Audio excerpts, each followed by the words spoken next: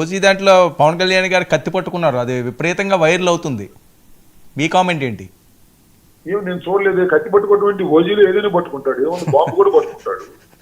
మన cinema character లో ఏదైనా పట్టుకుంటాడు, కత్తి పట్టుకుంటాడు, బాంబు పట్టుకుంటాడు, కారుని ఆకాశంలోకి ఎత్తేస్తాడు. ఇవన్నీ సినిమాలో నిన్న స్టేజ్ మీద సార్, నిన్న స్టేజ్ మీద ఖుషి తర్వాత మళ్ళీ నాకు ఆ ఊపు వచ్చింది అంటున్నారు ఆయన. అదంతా ప్రమోషన్, దాని నుంచి మనం ఏం కామెంట్ చేయలేము. అది ఇప్పుడు కూడా ఒక సినిమా రిలీజ్ కు ముందు వ్యాపారపరమైనటువంటి టెక్నిక్స్ ఉంటాయి.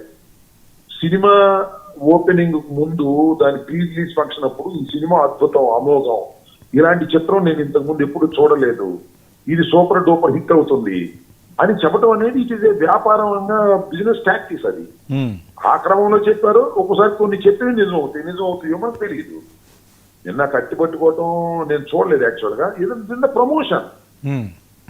ఆయన నటించినటువంటి చిత్రాన్ని ప్రమోట్ చేసుకునేటువంటి కార్యక్రమం, ఓపెనింగ్స్ బ్రహ్మాండంగా వచ్చే కార్యక్రమం, దానయ్య లాంటి నిర్మాతలు పెట్టుబడులు పెట్టిన వాటికి అధిక లాభాలు వచ్చే బాధ్యత కాబట్టి ఆయన చేస్తున్నాడు.